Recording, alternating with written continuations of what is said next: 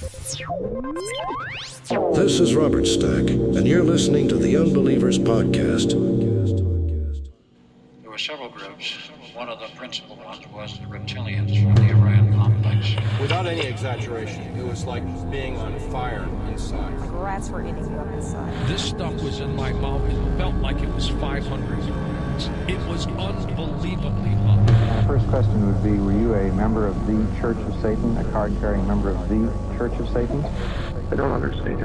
There's always an argument for everything, you know? Just because somebody can fake something doesn't necessarily mean it's real. And we found a life form. And that's when I started shitting my pants. So for the person who called, I am carrying an alien. An alien, and we cover it right here, Okay. Something is happening. What is it? That's the question. So do UFOs exist? It depends on what you mean exist.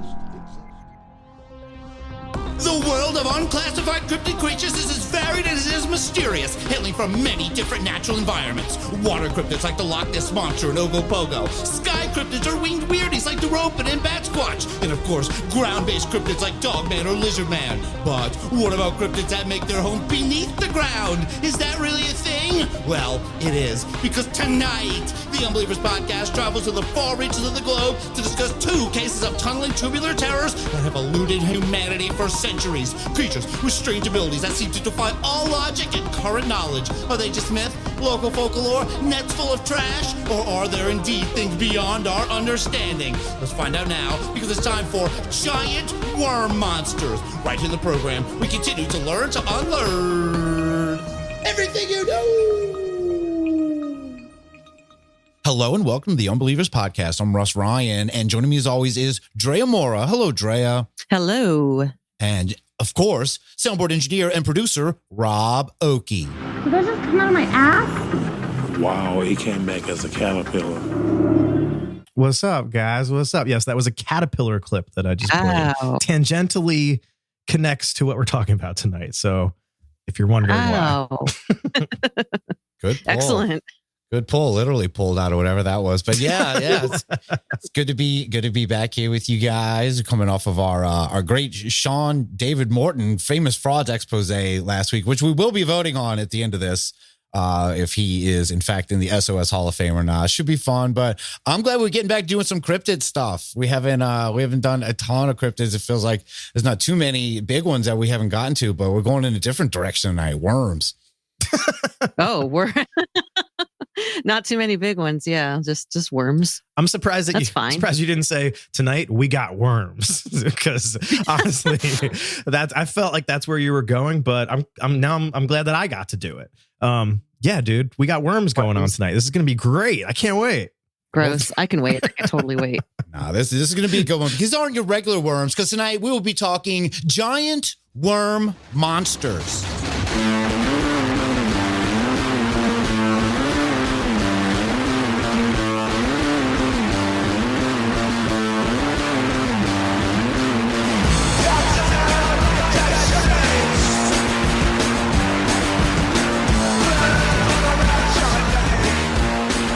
Music is appropriately placed at his gogs with Smoke the Worm, because tonight we'll be digging deep into the world of cryptozoology and secret monsters to discuss a lesser mentioned species of unidentified creatures, giant worms. And I know we wanted a bit of a lighter subject after last week, but giant worms, huh? You've seen these. You've heard about these. Yeah, I've seen worms. I don't know. I don't think I've seen a giant worm before myself. I've never really thought of them as cryptids, but I guess technically they are cryptids. And there's movies where they're like the antagonistic monster, like Tremors and, obviously Dune and these sorts of things. So, yeah. Well, anything that's a giant version of what it normally is, a giant cat, a giant bird. A kaiju is what you're talking about. A monster? Well, a giant version of anything is basically a kaiju, from what I've heard. That might be debatable in this, because you're right. This is a subject that we've never really addressed formally on the program.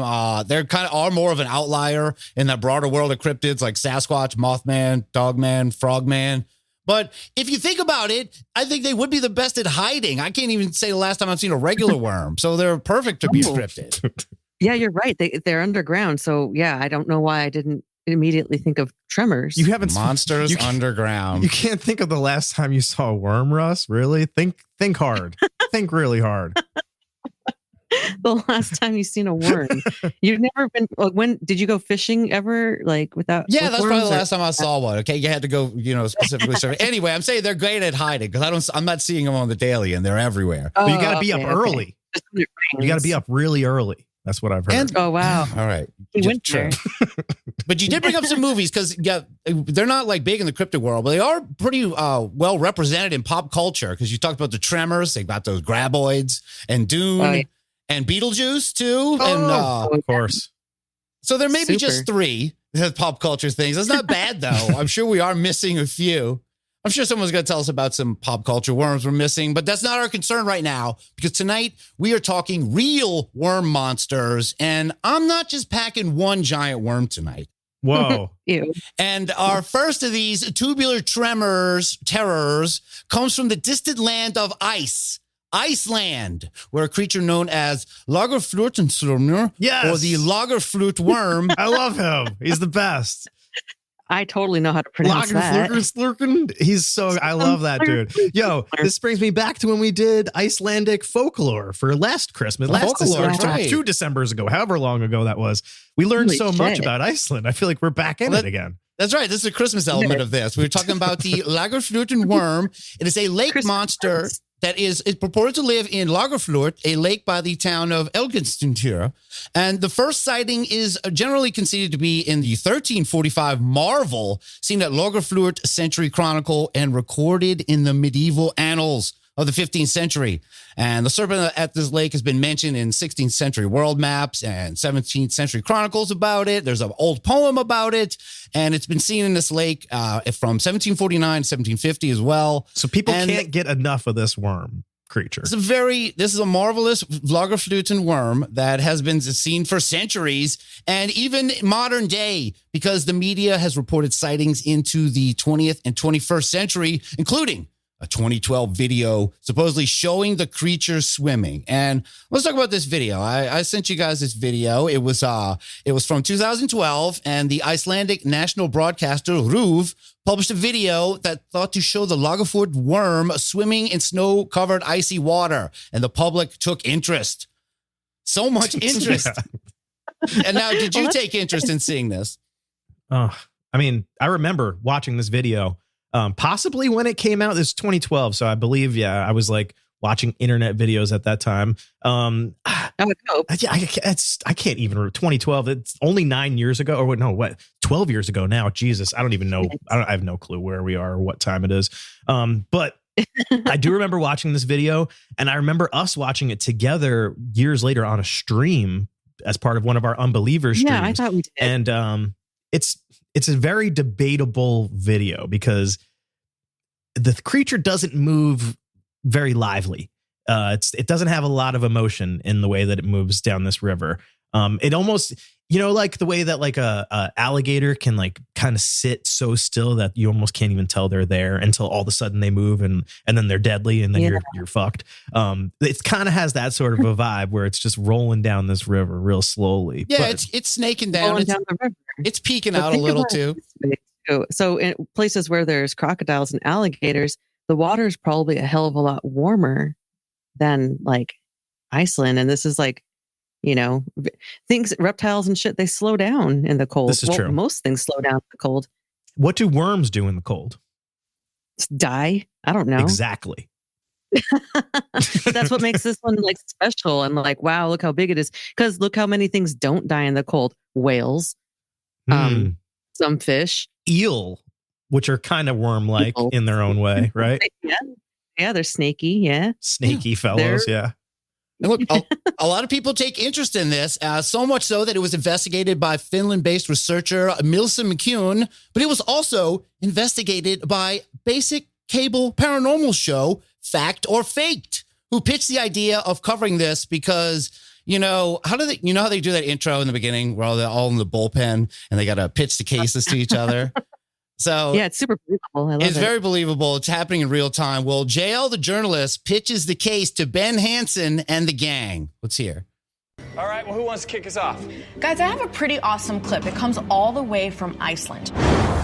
Now, a local farmer who lives right off the shores of the Lagerfliot Lake captured video evidence of what looks like this odd serpentine creature undulating through the water. And the locals are speculating that this is none other than the infamous Icelandic worm monster. This has been big online lately, all right? Holy cow. Check that out. Look at that motion. It looks like a giant snake. Yeah. How far away was the videographer when he filmed this? He said he was about 300 feet away. There's never been such compelling footage as this. Destination Truth had a case with this. Yes. And Josh Gates went out there, right? Sure. Maybe you could give him a call and, kick around some ideas. Maybe he'd even want to join us for the case. Guys, I love this one and it already has me sold. I say we lock it in. Yeah. That sounds good. Anyone second that? Great. Well, let me tell you the case I brought. Yeah, don't bother because I third it. This is a bonus, right? You get Josh Gates from Destination Truth. That's a real dick. What? Excuse me, Rush? No, nothing. What was that? He didn't say anything or anything. Russell, what did you just say? Yeah, dude, Josh Gates. It's been a while since Josh Gates has made an appearance on the Unbelievers podcast, but he's back. He hasn't, It has but been a while. if you remember the last time we talked about this show, Fact or Faked, they were rebuilding Stonehenge with Kofi Kingston from the wrestling episode 169. And look, I'm going to make a confession off the bat. This is the same episode, the final episode. In fact, they were really making the final episode ever of this. They were really making a push to get renewed. Got Kofi Kingston, now Destination Truth is out there. Sadly, it did not happen, though, because this is, unfortunately, the last episode ever. But now they got this expedition approved. You got host Ben Hansen, JL, and another guy. And they are suddenly transported to a car in Iceland with a 2019 Tournament of Hotties winner, Josh Gates. Josh, it's great having you here in Iceland. Oh, are you kidding? I'm happy to be here. We actually came here a few years ago on Destination Truth to investigate this exact story. But, of course, this video didn't exist back then. But we had a really amazing investigation here that actually culminated in my team and I seeing something in the lake. What the is that? Huge black shadow in the water and a huge weight coming off it. And not a lot lives in this water, so you have to ask yourself, what is it that people are seeing? Well, guys, I suggest that we start at the Gunnar Gunnarsson Institution out here. They're the leading experts on the subject. They actually have an exhibit completely dedicated to the Lagerfliot worm. That's a great idea, Devin. That was actually one of our first stops. The director of the museum, Scully, is now a friend of mine. He also owes me $20, so. Oh, well, then it's a good time to go see him. Yeah. I can say Josh is a good sport, even though they're just blatantly ripping off an episode that he already did on his own show in 2008, but it was before the great snake video. Well, they have to do that kind of cross promotion thing. They're all on the same networks. They have each other's best interests in mind. And I think it's pretty cool. It makes sense that they do it. And I like seeing people pop up on other stuff. Like when we have what was that big old freaking Halloween fiasco with all kinds of different paranormal shows. Haunted Salem Live. Yeah. Yeah. That was it's super fun when that happens. I like it. Yeah. This doesn't have anything to do with Josh probably being a producer for the show or something like that. It's got nothing to do nothing to do with Rob, anything. why would you even? Yeah, but you would think he's got to let him know at every turn, though. He's like, oh, yeah, Gunnar. Yeah, I actually know that guy. No big deal. Just a friend of mine. What is he? He said he loaned somebody $20. What is he talking about? He's talking about it's a guy who runs. Well, guys, I suggest that we start at the Gunnar Gunnarsson Institution out here. Gunnar Gunnarsson Institution. Yeah, bunch of goons over there. He knows the guy there. They go there. They chat with this guy. His name's Skuli Gunnarsson. They talk about the mist and the folklore surrounding the Icelandic worm monster. And he talks about the hundreds of sightings that happen to this day. And Josh never does ask about the $20. And then they just move on to meet with a guy whose name I'm not going to pronounce, who took this stunning worm monster footage that everyone is all jazzed about, the one we saw. They meet with him and they ask him some important questions. Hello. Hello, Gunnar. I'm Ben. You'll be translating for us? Yes. It's your tour. Yes. Pleasure to meet you. Your farm here, this is the vantage point where you filmed this creature. What can you tell us about that day? We woke up in the morning and went to the kitchen and looked out the window and saw something in the river. Where exactly in the river did you see the creature? It was behind the branch where the white flag is. Okay. And was the condition of the river like it is now? There were ice blocks floating in it, but it was not frozen. Do you mind if we borrow your camera to use for our experiments? Yeah. No problem. Yorter, thank you for allowing us to be here. Thank you very much, guys. Well, why don't we start with taking a look at the video again? Look at the water down there. Now look at the video. The way the wind is blowing, it almost looks like the current is heading towards the shoreline. You know, people are theorizing that it could be some branches or some trash that got caught in some netting. It's just kind of snagged, and the current is what makes it look like it's moving like a serpent. Let's test it out. There's plenty of stuff around here that we could use for our first experiment. Okay, let's do it. So you got to say, that's always one of the letdowns of this show is that they go all the way out to these locations instead of looking for it, finding it immediately. Like, how can we just recreate it real quick? It's like, I know that's the hook of the show, but the actual worm monster could just swim right past them and it'd be like, I don't know.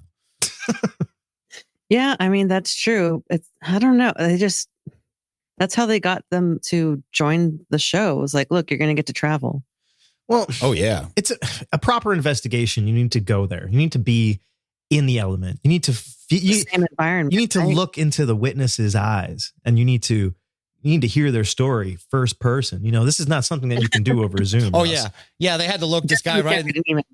They looked this guy in the eye and he said this to him. I had cut this out of that clip, but he says, Hvað getur þú sagt okkur daginn sem... Ég vaknaði morguninn og fór fram, leit út gluggan. Yes, Tutan gluten. Thank you very much. Clearly, you heard him. It adds to the storytelling. I don't know. What a beautiful language. I get it though. This is a proper investigation. I do like that they immediately call it garbage. They were like, a lot of people think trash this is snake to them, right? They think this is trash. Okay. A lot of people think it's a bunch of shit stuck together, floating down the river. We're here to say it might be that. Or yeah, and that's exactly what they do, because they're like, all right, now it's time to recreate the worm monster, and they do it by they put a big stake into the icy water where they're going to attach their worm, which is just a fishing net, yes, filled with trash, rocks, cans, like whatever debris they could find, they just grab, and they tie it to this. They briefly mention that there's a lot of ice floating in the river at this time of year. The river's not frozen, but there are large pieces of ice floating in the river, down the river. So it's not just like, you're not just looking at this flat river and then randomly there's this monster floating down it. There's random shit floating down this river, chunks of ice, other pieces of garbage. So like there's this one lengthy worm-like thing stood out, and this guy caught it on video. But I just want that, like, to kind of paint the picture for the listeners right now. This river has a lot of shit floating down it, and it could, but this could stand out. It does stand out. It does. So they do go put it out there, and they, I will give it to them. The trash worm did move a lot like the one in the original video. They did kind of get it to move, but so they tried. They wanted to decide. They do another test, and they want to call it a hoax scenario, where they're going to try and make a hoax version, which is even better than a trash snake. They wanted, if this was like a purposely hoaxed, they do it with a remote control boat for a head, and they get servos to move a body, which they just made of foam. This looks like fun. It looks like something that you could like take the kids out to do, and it really worked pretty well. But it still looked way faker than the actual video, where the ice and worm is the alligator analogy was good, because it is kind of a little bit out of the water as it moves. And this thing looks above the water with a boat, and they can't get that element just right. This thing is too buoyant. So that's part of it. One of the reasons why I think that it could possibly be like a mixture of ice chunks and like garbage is because of the way that it floats and the way that it is able, like the density of it is just right for it to, to float in the water in a natural kind of a way. Unlike where just garbage would just float straight to the top. This has got like, it's like when you put an ice cube in a glass of water, it doesn't just like sit at the very top and like point out of the top of the water. It's partially in the water and submerged. So yeah, but it doesn't swim around all menacing looking either. So they got a case for that too. That's true, but there's no current. And the ice works differently up there. Yeah, there's a current. Yeah, they are trying to prove there's a current very close to a shore. So, but they end that now, and they do what I hope they would, and they actually decide to look for the thing. And I think they only do this because they have Josh Gates, the international man of adventure. And so Josh and JL, they leave Ben and the other guy behind to watch the shore as Josh and his date head out on a boat to actually find their giant worm. And then the fun begins. Something big just cruised right under the boat. Hold on, I'm going to cut the engine. I'm not seeing anything, Josh. Whoa, gonna hit on the sonar. Where you got? JL, under the boat right now. Where? right under the boat. Look out for stern. How big did it look? Big enough to show up on the sonar. As you know, we went to investigate the Lagerfluot worm monster. And on this one, we brought our friend Josh with us. That's right. Yeah, and we investigated in this town in Destination Truth a few years ago. And so to be able to go back was something we don't get to do a lot. So it was a lot of fun for me. I think we did pretty good. Check it out. Right. The hell, they're back in the office already. What happened? As soon as things, that was it. As soon as things started heating up on the boat, they're like, all right, now we're back in the office. Wow, great to have you. It was great to go back, Josh. Yeah, it was really great. It's like, so instead of seeing the action, they're just going to tell us about it, even though they went all the way out there and filmed with a full TV crew on a boat. Here is just retelling. It was just too much action. You have to pay for that kind of backstage access, I guess. The show got canceled. Well, it was like an anticlimax. It was a major anticlimax, and then you could tell they were just like, let's just cut the whole end of it out. Let's just have it stop. The television industry calls edging. Like, let's have it stop at the good part where we're not even really acting that good, either one of us. Josh or the girl back. Hey, look out! There's a monster under the front of the boat. It's right under this boat. It's my gonna tear us God. apart. Where is it? It's going right for us. You might be onto something. Let's hear what actually went down. So, I mean, having said that, though, we have hundreds of reports, very compelling stories saying they've seen something. And we have Josh with us, who experienced something very strange on the lake when he was there before. So we did a full night investigation. I got a hit. I see this thing sort of pacing with me. Mm-hmm. Kind of flipped out for a second until I realized it was a plastic bag. Nice. Okay. In terms of actually being out on the lake, it was cold, it was choppy, it was pretty difficult going out there. We weren't having a lot of luck, and then out of nowhere, we got this really crazy hit right underneath the boat on the sonar system. There it is. You see that? Check this out. Couldn't that just be shadows maybe playing off the wakes in the lake? It could be shadows, but I think there's something alive down there. When I was there before, we also thought we saw something on the lake, something really big right at the surface. But I think there is certainly the possibility, though, for, the appearance of something alive. It could be debris. That's certainly a possibility. Okay, so it was just a bag. I see why they just bothered to explain it. And you're right, cut it off.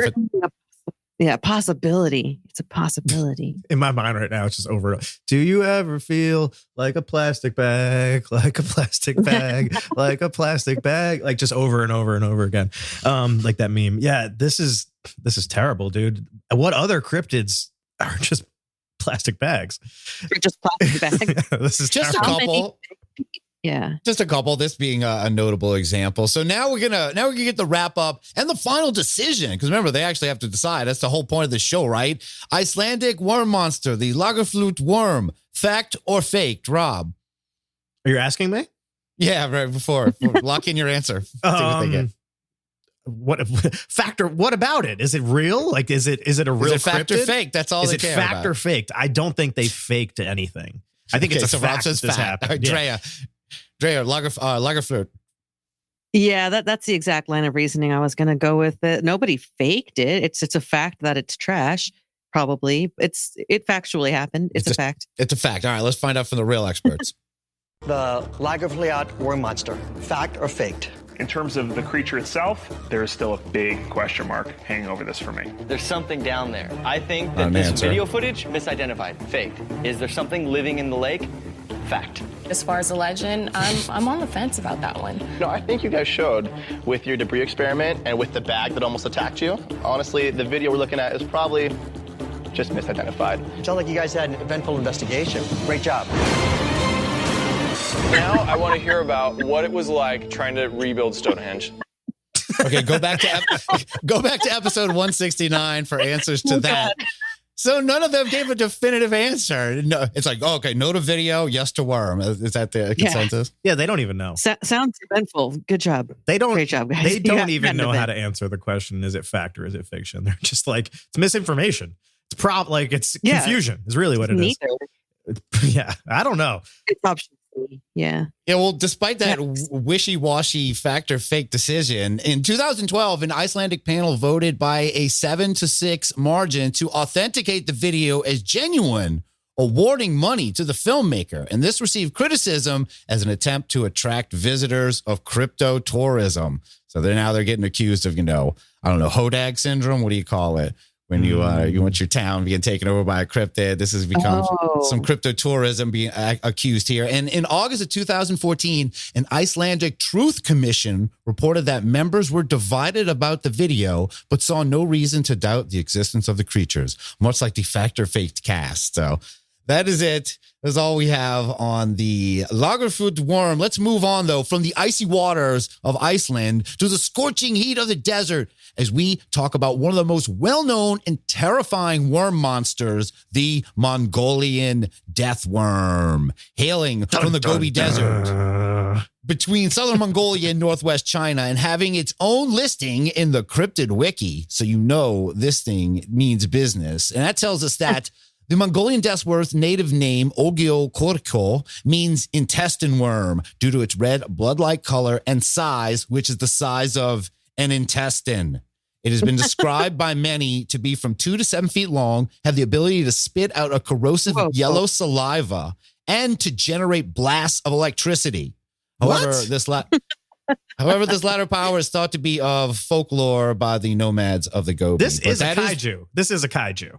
Legit. It's got all the superpowers and stuff. That's crazy. Well, I'm just saying, like, if they said it's the size of an intestine, I thought there was one of those weird science facts about how, like, the intestines can wrap all the way around the world or some shit, like being that long. And this is just 2 to 7 feet long. See, that's the misleading part of being a giant worm, is that a worm is so small, even when it's giant, it's like, whoa, a 7-foot worm. It's like, well, okay. I mean, it's not, yeah, you're right. It's not, towering over things. It's like a dune sandworm or something like that. Yeah. I mean, if you Google Mongolian death worm, like the art is fantastic. The it looks art like is a huge monster. Great. I want to see one of these in real life, but I think it would be probably not a good thing if you did see one, because you're going to die. They do look like butthole monsters. So it's that the intestines part is accurate because we all like a prolapsed anus, but like mega. Yeah. Like there is the end of an intestine. Don't forget about the end of the intestine, because it's definitely very memorable. And it's a never ending tube. Yeah, it's like one of those sea slippers or whatever. Yeah, and this thing's just like, it's got nasty teeth. It's very Dune like the Mongolian death worm. It is, just on a smaller scale. And some of the nomads believe the giant worm covers its prey with an acidic substance that turns everything a corroded yellow color. The legend says that as the creature begins to attack, it raises half its body out of the sand and starts to inflate until it explodes, releasing the lethal poison all over the unfortunate victim. The poison is so venomous that the prey dies instantly. Livestock and humans are supposed to be its main prey. And because Mongolia had been under the Soviet control until 1990, very little was known about the death worm in the West. But in recent years, investigators have been able to look for evidence of the creature's existence. Ivan Mackerel, he was one of the leading Loch Ness Monster detectives. He studied the region and interviewed many Mongolian people about the worm. But due to the sheer volume of sightings and strange deaths, he came to the conclusion that the death worm was more than just legend. So I respect the work of Ivan Mackerel and tend to believe that this creature not only exists, but may have been documented on tape. A tape that was initially lost. A lost tape. Oh. There are creatures science refuses to recognize. But new technology makes us question what is real. If our eyes see it, if our cameras capture it, does it exist? Enter a realm where fact meets fiction. Science meets legend, where nightmares come to life.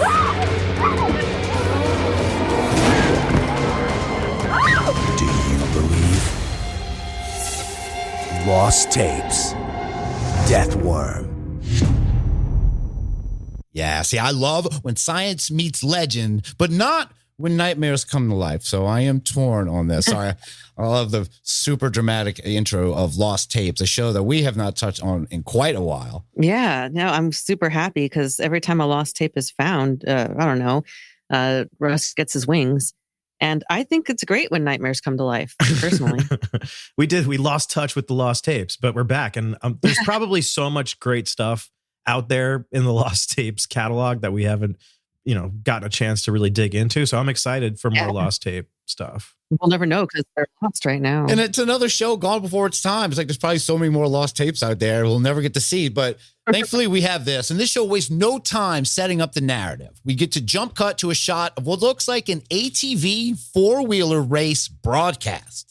And the screen tells us we are watching something called the Gobi 500, which I'm assuming is an ATV race that might be showing on, I don't know, ESPN2 at 3 a.m. If this is, in fact, a real broadcast. But we see we see two ATVers on a split screen racing for their lives across the Gobi Desert. And we have Greg Cole, who's in 17th place, and Benton Davis in 18th place. Both are just basically losers, kind of bringing in the rear of this. But here we get their official introduction on Lost Tapes. Huh? Oh, I'm so glad we did this. Yeah, I knew you would. You know, I gotta pop out the camera. Gotta document your loss. In the summer of 2008, two longtime friends, Greg Cole and Benton Davis, competed in a 3-day, 500-mile ATV race across the Gobi Desert. Extreme sports enthusiasts, Greg and Benton would push each other to new challenges each year. Greg was always game for the most dangerous adventures, while Benton, recently married, was being pressured to behave more responsibly. Neither could have foreseen the circumstances that would put an end to their adventures together. These are their tapes. How's it feel to be looking at my back end the whole time? That's not really true. I tell you something. I got an idea since we are in last place. Yeah. How about this? God. I beat you, like I will. Next year, we go to Everest. All right, fine. On to Everest. That place is stupid with Yetis, but man, what the hell? This is a brutal race. 3 days in the Gobi Desert on ATVs. Yeah, I guess it would go from one end to the other, one extreme to the other. 500 miles in the Gobi Desert, and then they're going to do Everest after that. Wow, these guys are just so crazy. I mean, oh my extreme God. sports I thought was like, you know, like skateboarding and stuff like that. Not go survive in a brutal desert for 3 days on four-wheelers of all things. Russ, you're talking about 2000s. Like you're talking about millennial era, like extreme sports, which it's different now. It's not just like bagel bites or like pizza bites or whatever the hell it was back then. Extreme. Everything was extreme. This is different. This is like, yeah, this is like I knew a guy, I worked for a production company that did a TV show about a guy who actually was part of a row team that rode from the bottom of South America to Antarctica. And they just did that for fun. Like no one was like, hey, I bet you can't do this. He put together a team. And they were like, we're going to row from here to here. And people just do this kind of shit because they're like, they want to see if they can. That's like extreme sports. I want to see if they can. Yeah, it's a bunch of dudes on a boat saying, how's it feel to be looking at my back end the whole time? Dude. Well, I do it because I can to see if I can do it. Listen, sometimes you got to do what you got to do to push yourself. And it sounds like these guys know what that's all about. You know what I mean? Oh, yeah, they do. But they are acting way too cocky for two dudes in last place in a Gobi Desert ATV race. But that doesn't stop them. Hold 1 second.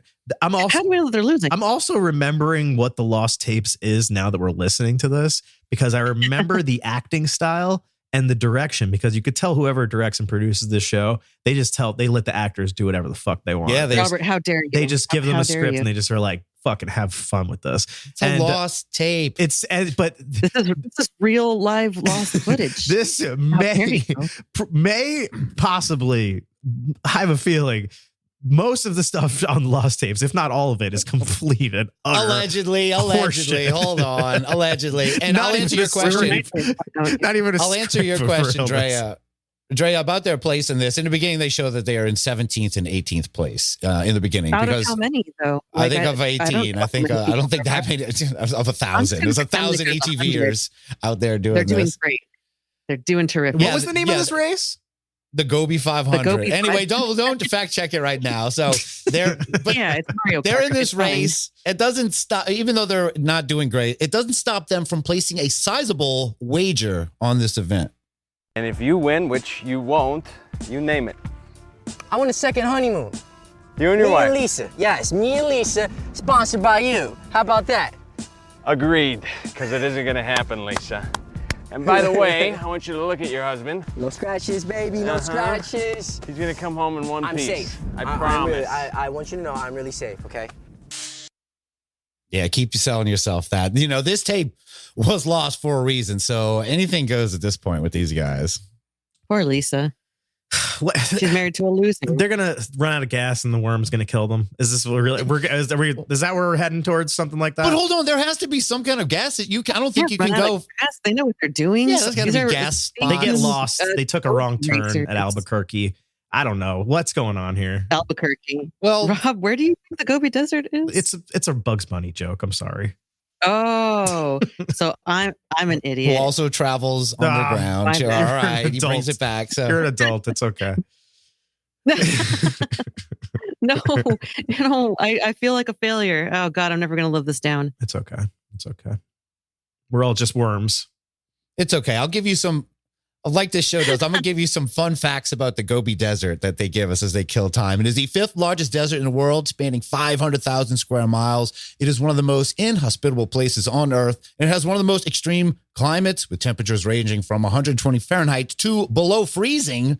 And couple that with sandstorms, poisonous scorpions, and legend has it, the Mongolian death worm. But back to the race. Okay. So we check in again with the boys at 7:15, and they think they might be lost, but they're confident that they might still be on course. And we don't get any further footage until 12:25 a.m., where things go from awkward to terrifying. This is Greg getting us lost. We're not lost. Oh, you can't even admit it, huh? Yeah. Huh. It's a nice night. It'd be a nicer night if I was home in bed with Lisa. Come on. Remember? We're having fun. This is fun. Out in the middle of nowhere, lost. Yeah. Woohoo! Having a great time. What? Honey, I know what you're gonna say. I told you. I know. You told me. Hey, at least you got somebody at home worried about you, man. What is that? Been thinking about it lately a little bit. Really? I don't know. I don't buy it. Mister, I got a new girl every week. All right, so maybe it wouldn't work. You know why? Because I can't quit you. Brokeback Sand. What the? Brokeback Sand. You're right, Rob. They just let these guys say anything because no writer is that terrible. This is terrible. Ooh, this is the worst. Maybe. This might be the dumbest reenactment that I've ever heard. Ever? Possibly, because they don't even sound like they're trying. They don't sound worried at all. They sound kind of excited, honestly. And it's the fact that it went down like Brokeback Mountain territory. I was not expecting that. That completely caught me off guard. I was not expecting them to start making Brokeback Mountain jokes. I think, you know why? I guess you're right. Because I can't quit you. Yeah, what is that? Which one is he impersonating? Look, between that and this. How's it feel to be looking at my back end the whole time? That part was pretty good, honestly. I'm gonna remember that for years. There's some sexual tension going on between these two, and I do feel like sure, yeah. The other one's like, at least you got somebody who misses you back home. Oh, come on, man. What do you mean? He's like, what are you talking about? He's like, I've been thinking about it a lot, man. I need to find someone, man. I need to find you. I'm gonna die alone. These guys are going they're going so out of the way to start being gay. It's like no one cares. You don't have to go all the way out to Gobi Desert to go hide from everybody. So you can play, what did they say? Brokeback Sand. Terrible. Could be Brokeback Dune or something like that. He's like, anyway. Something. It's terrible, is that a worm? Well, yeah. Are you just unhappy to see me? Yeah. A lot of worm monster emerging, but yes, the one that we heard emerge. You guys heard that taser sound. So what happened at the end there was one of the guys got bit or shocked, and they see something slithering around underneath the sand, tremor style. But remember, this death worm, he has two modes of attack. It's shock but it also spits mad venom, which allegedly turns the victim's internal organs to liquid and paralyze them so they can shock them some more. They really just do the two things. Makes such biological sense. This is great. You got to grab them around the neck, right? And you got to grab it shake it really hard. Grab it around the neck and you shake it back and forth really fast. And then it'll shoot the venom straight up in the air. You just got to make sure it doesn't get in your eyes. Make sure it doesn't get you in the eye. Yeah, and you're good. But that's how I've heard you deal with these things. Well, I don't know if these guys are trained in those kind of ways, but I don't know if that's going to come into play. But in the meantime, we get a wild ass out there theory about how the death worm came to be. From 1955 to 1996, the western region of the Gobi Desert was one of China's primary nuclear weapons testing sites. Radioactive material from the atmospheric testing spread across the desert in this region known for its fierce sandstorms. Perhaps recent sightings of the Mongolian death worm can be rationalized as lizards mutated by the heavy nuclear fallout in the area. Nope. No, I buy this theory. Sure. This is Mad Max or Dune or whatever. These lizards? Maybe they are Godzilla style monsters for their size. Where's the rest of their lizard stuff? We've seen like maybe the possible evolutionary paths that whales took, where they used to be with little legs and they used to be on land, and they went and then they lost their little legs and they're just, I don't know. What are you talking about? That is ridiculous. I've never heard of a whale with legs. Where do they make these things, Drea? Are you talking? It was in prehistoric time. They make them at the prehistoric whale factory, Robert. I don't know. This doesn't sound like a real creature. Are you talking about a hippo? What are you talking about?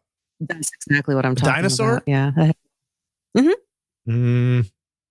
These are whales not with desert legs. whales. Google's whales with legs. Let's see. I gotta see what this looks like. We have tailbones, don't we? But we don't have tails.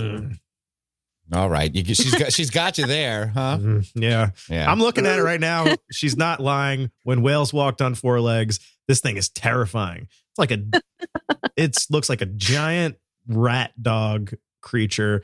Oh my God, this is the worst. Yeah, but that's a good evolution. This is like instant evolution when you start nuking a desert that is just full of, I guess, sandworms. And then you end up with this. They get electrical powers and they can spit acid. So let's get back to all of the lizard parts are gone. Like the face of the lizard's gone. It's just like now you just have a hole where I don't know. It's got their venom or something. It's got the lizard's electrical powers. That's how they inherited that. But so let's get back to the boys who at 2:35 in the morning are attacked again. Wait, what's up, buddy? What's up, buddy? What's up? Can't feel my legs, man. Greg was attacked again during the night. This time, the creature emitted a corrosive acid that dissolved his suit and now was slowly eating through his leg. Oh, man. What is that? Okay, Greg. What is that? I don't know. What? Oh, man, you're kidding me. All right. I'm gonna get to my bike. My bike's gonna work. Yeah. All right. Okay, we gotta go. Come on. Stop.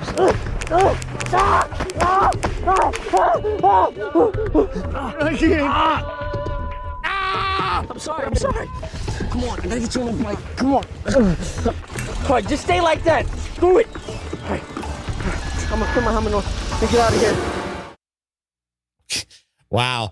So he has to basically leave his friend. Man, I was almost thinking they were going to say it dissolved his face when he talked about dissolving. I was like, oh, it's just his clothes. But that's still painful enough. Cool. I thought they were going to double down on like the Brokeback Mountain stuff. And they were going to be like, oh, you got to take your pants off. I got to suck the venom out. Like I really thought they were going to keep going with it. But see if I can interrupt their moment here. I wish they would, but that wouldn't, that would just get them both killed. And they have to leave one of them behind or else. Well, that's why you spit it out. We wouldn't have the tape. You got to spit it out. You don't swallow it. The death worm's not putting up with this. Yeah. Because I can't quit eating.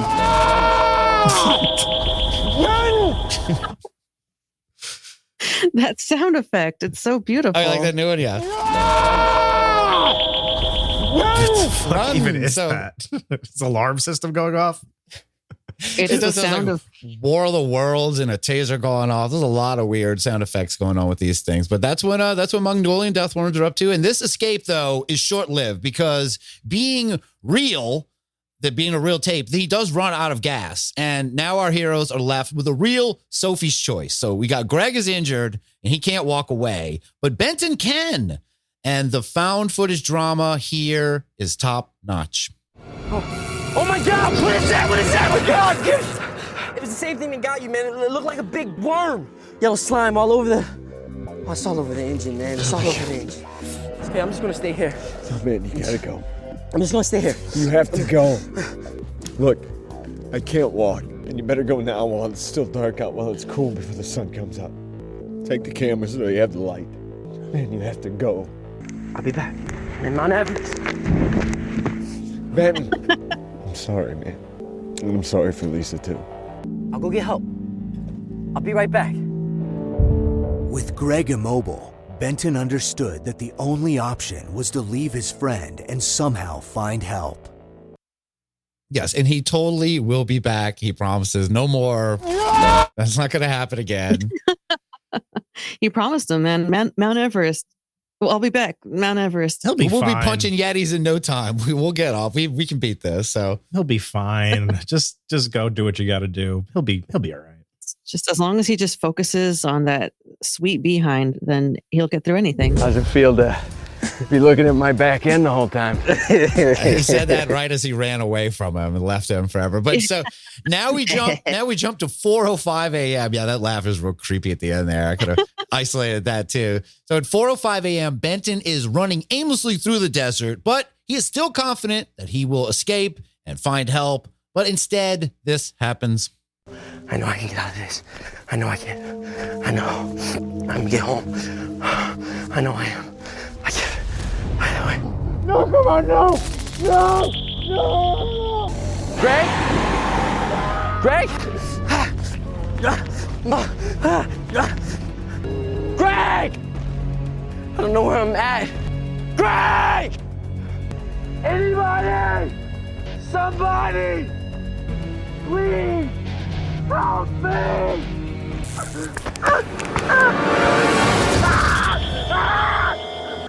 My name is Beaton Davis. Me and my friend, Greg Cole, we were bitten by these things in the sand.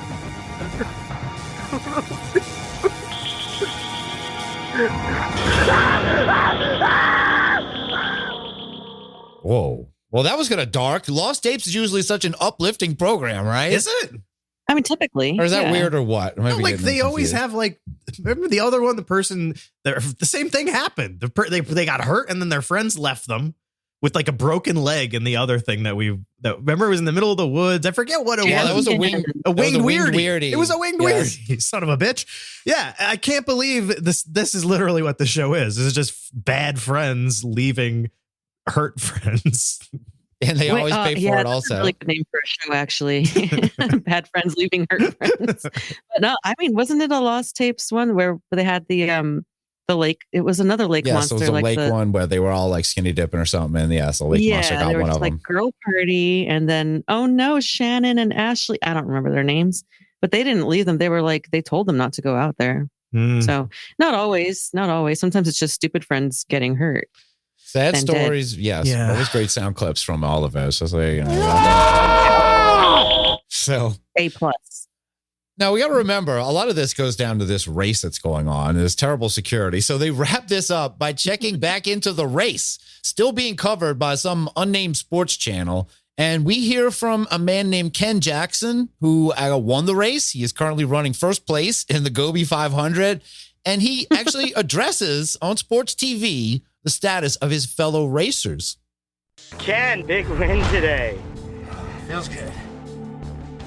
It's definitely windy out there, though. Yeah. It's blowing the front end around when you're coming off the tops of the berms. The dune's tough to read. Definitely blind spots everywhere.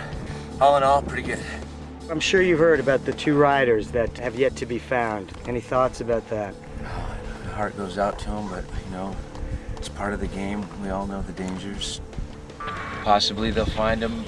They might find them a year from now, and maybe they'll never see them. When Greg and Benton failed to sign in Jesus at the Christ. next checkpoint, a search party was sent to look for them. Rescuers scoured the desert and finally did find Greg and Benton's ATVs, but they were never able to recover the bodies of the two men. Organizers of the race presumed that they got lost in the desert and died of heat exposure. They never investigated the strange burrows surrounding Greg and Benton's equipment. Thus, we are left to wonder, does it live among us? Oof. Wow. And man, that Ken Jackson, man, talk about a spoil sport winner. He has no mercy. He's like, yeah, my heart goes out, but they knew what they were signing up for. You know what you get in for with the Gobi 500. Hey man, it's this ATV game we all play. We know the dangers. We know what people we're going to leave behind, our wives and children. It's what you do. Those guys' families were definitely watching that race. They were one of the 20 people watching the race. And to have him say this. Possibly they'll find him. They might find him a year from now, and maybe they'll never see him. Like, wait, we might says never see them. Yeah, this is like the first reports on television. Ken Jackson. It's a fucking Gobi 500, Damn, man. Ken. You got to respect the Gobi 500. If you don't fucking respect the Gobi 500, the Gobi 500 will fucking kill you. And that's part of the game. You know that when you get into it with the Gobi 500. Once you've become a professional ATV rider, you got to understand what comes along with that. With great power comes great responsibility. And you got to fucking do it for the team, dude, for the ATV gang. Otherwise, don't even fucking bother signing up for the Gobi 500 because you're. Hey, Ken, It's no Everest. It's not for everybody, It's no okay? Everest. It's I believe, so much more. Ken Jackson is quoted as saying, My heart goes out to him, but it's part of the game. We all know the dangers. That's what I'm saying, man. That's what I'm saying. right.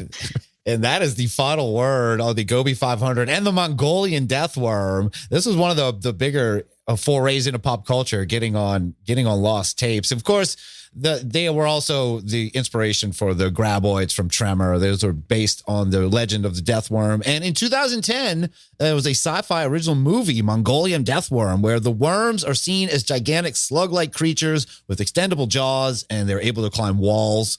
The worms in this movie don't have the ability to shock or spit acid, unlike the traditional legend says. I guess that wasn't in the budget.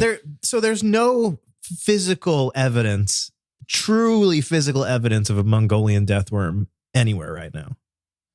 No, they've just been seen by nomads and spotted and never actually captured. But they have the tales of them, the electricity and the spitting and the ATVs. The intestines, yeah. It doesn't seem like you can see intestines. It doesn't seem that crazy for there to be a creature like this because you see like those millipedes that exist that like just are normal creatures that we know are real, and they get fucking huge and disgusting, and they have giant pinchers on them and shit.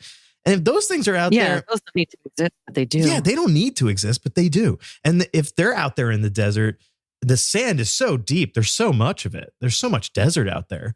There's got to be some weird shit floating around out there in the sand. Yeah, Right. the desert is an ocean with its life underground. Oh my God. That's right. And ATVs will be our boats. We will go and search for it there so we can all see each other. How's it feel to be looking at my back end the whole time? Okay, so we have, we're having fun. There is another worm monster of note that we could cover. We're going to talk about that on our Patreon. I'm going to save that for later. But so what should the poll be this week? I don't know which giant worm is real, or what kind of poll will we do for this? I mean, I would kind of think of like which one would be scarier, but that one's kind of obvious too. Which one would you rather encounter? I don't even know. This is so difficult because it literally is like we don't have a lot to work on here. We're working with literal worms. I think. What's your favorite power of a death worm? Is it shocking? Is it spitting acid? Is it swimming in ice? You go. Yeah, I don't know. What makes an impressive worm to you? I feel like we're getting there. We're rounding it. We're rounding the drain to get to the worm. I think. Yeah, we're definitely circling the drain. We really are. Okay. How about this? Are worms cryptids? Yes or no, or other? That's pretty. I do like that. That is I like good. that. Keep it simple, simple and sweet. Sounds good. So go to unbelieverspodcast.com to vote on this week's poll. Are worms monster cryptids, or whatever the hell you just said? Are worms real? Are worms cryptids? Are giant worms cryptids? All right, and let's get out. Let's wiggle out of this. Well, America has Bigfoot, Nepal has the abominable snowman, and apparently Iceland has a giant worm monster.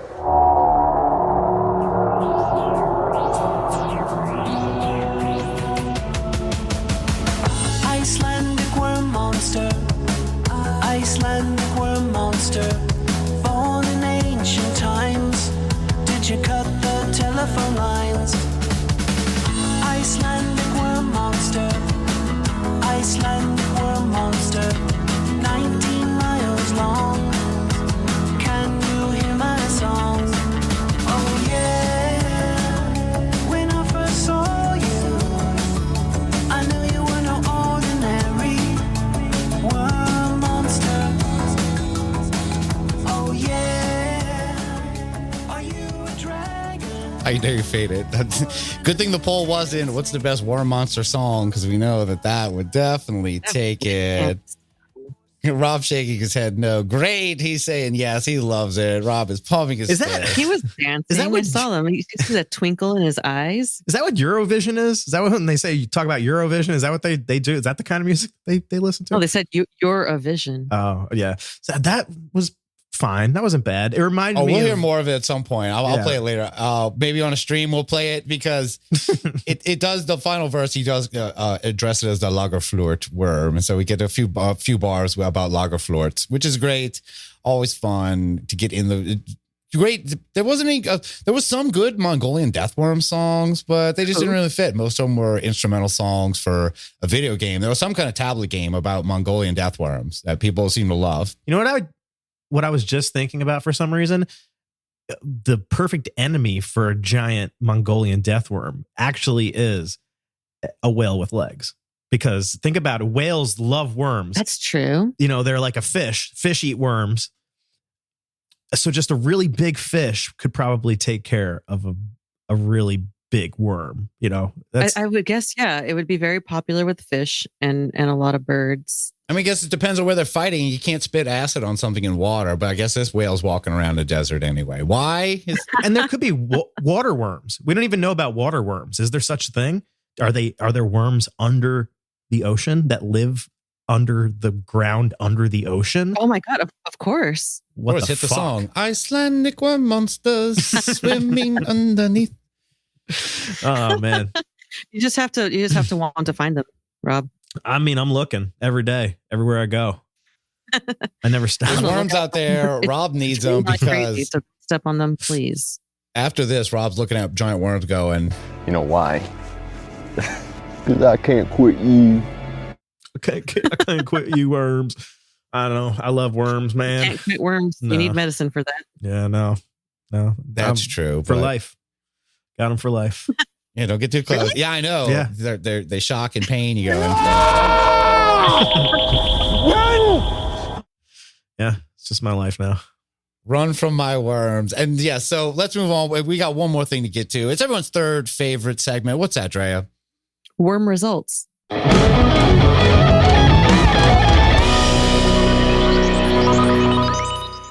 This week's worm: should Sean David Morton be in the SOS Hall of Fame? And the choices were yes, no, or other.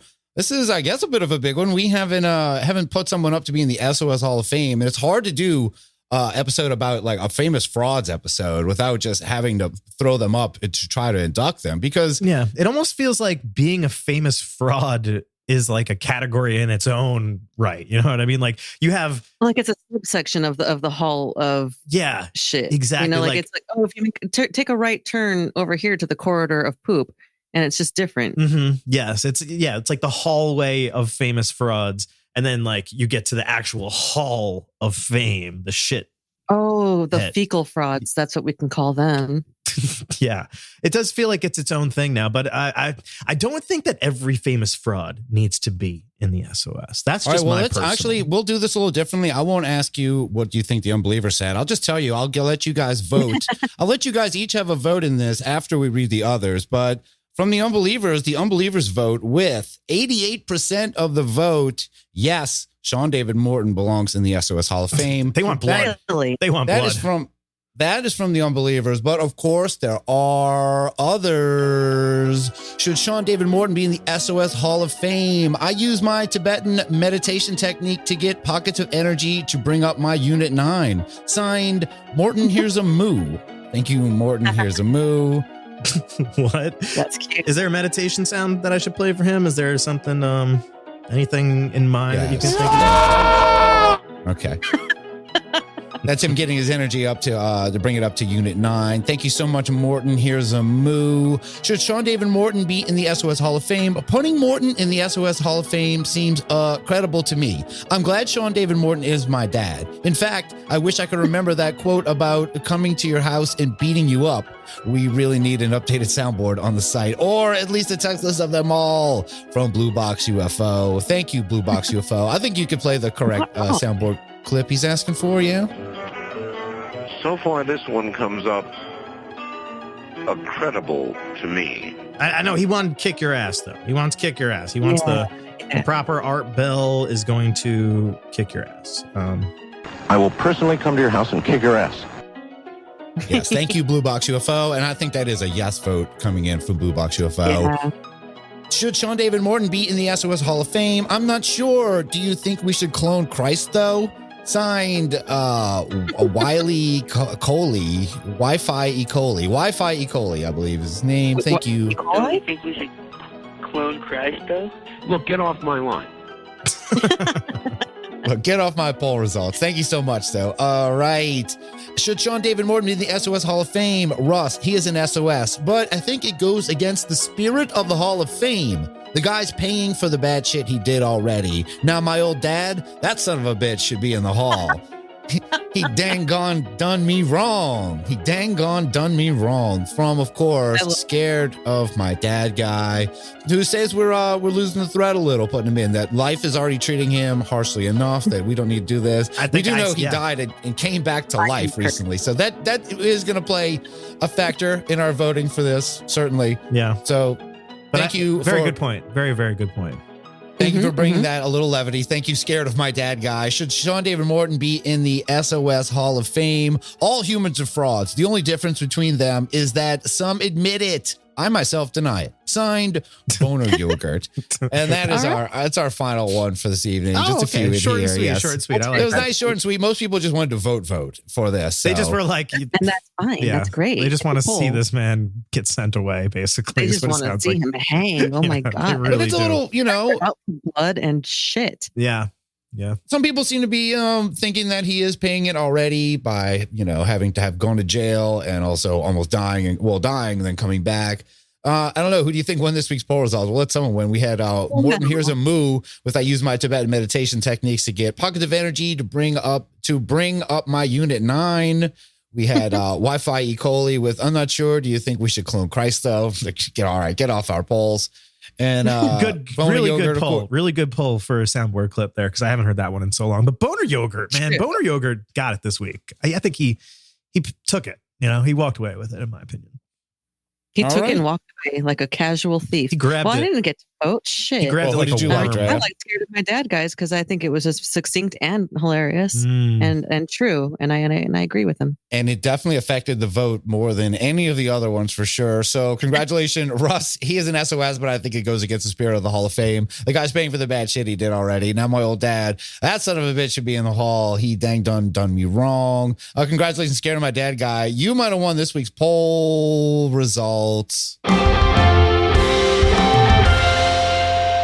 But we're not actually done. So it seems as if one vote there from the Unbelievers to put him in the SOS Hall of Fame. So next we'll go to Drea Mora. What do you think? Do you vote yes or no? Should Sean David Morton be in the SOS Sack of Shit Hall of Fame?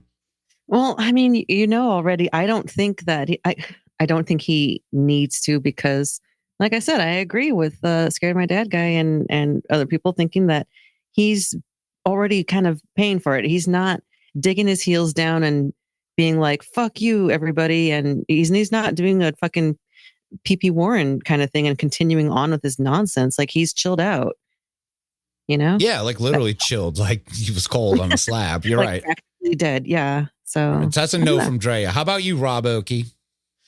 I don't know. It's so difficult to say, like, should this person be in the SOS Hall of Fame with all of these other people? He fits in nicely, I think, in a lot of ways, but at the same time, it's a great argument to say that karma has kind of taken care of his evil doings. But he also faced, charges and was found guilty of those charges and did time for his crimes.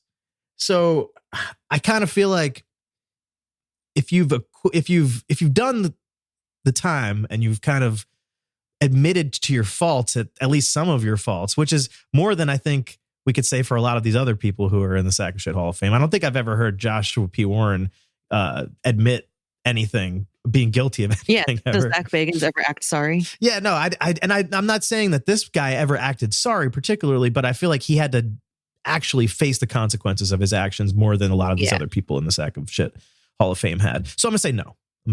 All right. Well, that is 2 no's and 1 yes from the Unbelievers. And look, if I say yes, then this throws us to a tie and a stalemate that we don't want to keep going on. So if I'm just going to abstain from this, I'm going to say congratulations, Sean David Morton. You will not be in the SOS Hall of Fame. And may God actually have mercy on your soul, maybe. I will say that in a non-threatening way. And hey, don't worry, though. If we ever come up with a Hall of Frauds or something like that, you'll definitely be first ballot in that. But dodge a bullet for this time. And this week's poll results. All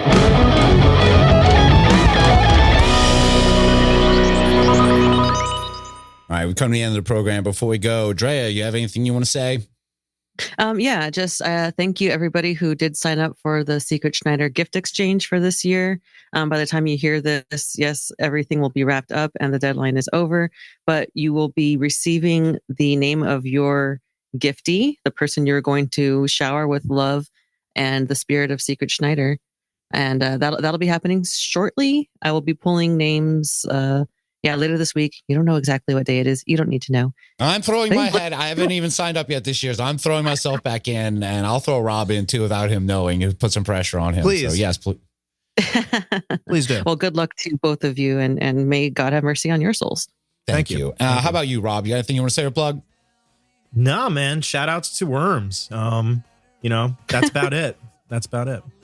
They're all over the world. They're doing their Wrinkle, things. wrinkle.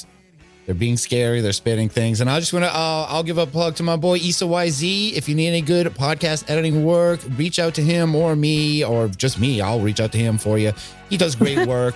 And that's it. The Unbelievers podcast host today were Drea, Mora, and me, Rus Ryan. Our producer and soundboard engineer is Rob Okey. Our editor is Issa YZ. You can join our Patreon by going to patreon.com/Unbelievers podcast for monthly bonus episodes and more. You can follow the show on Twitter at Unbelievers Pod and Instagram at Unbelievers Podcast. Our Facebook group is the Unbelievable Podcast Network. And check out our merch store at TeePublic. There's a link in the description. Our music advisor is Pandora3373. Our official composer and theme song creator is Unbeliever Aaron, aka Aaron Shilb. Follow him on Instagram at the Aaron Shilb. Our official graphic designer and card maker who designed our logo is Raymond Rowell. Check out his work at Harley Warren Art on Twitter and harleywarren.com on the internet. Our official Guardian of the Bench is at Crack and Stack. Our official Alien Bopper is Nunchuck Bop. And for Patreon, our official Reptilian at the post office is Postal Patty. Our official extraterrestrial woman still waiting for hashtag rubbing heads to trend is Crescent Moon. Our official Reverend Doctor of the podcast is the non-Newtonian Druid. Our official Big Island Paranormal Friendly Weatherman is Green Finark. Our official procrastinator is Jeffrey Hartner. Our official Baby Yoda publicist is Pam Z. Our official Unbeliever listening between stations for a message from our bell Scott E. Our official Unbeliever raising puck wedgies is Joe Filler. Our official Madman is Unbeliever Adam. Our official Time Traveler is Taylor Nelson. Our official Ghost Hunter is Amelia Childs and Ghost Hunting in New England. Our official Senior European Correspondent is Kay Mill of the I Don't Know podcast. Our official Paranormal Art Curator is Isis Haynes. Our official Rod is Rod Begley Obini. Our official Unbelievers in need of titles are Todd X, Liv Vicious, Sandra Deborah Foles, Ramiro, Trash Baby, Adam Dvorak, Retroy Josh. And this week's Unbeliever focus is Brandon Cardona, longtime Unbeliever who recently joined the Patreon. So I want to say thank you so much for that. And when I asked why he would pay for content like this, he just said, Heart goes out to him, but it's part of the game. We all know the dangers. You know why? Because I can't quit you. Gotcha. Good night. Discontinue.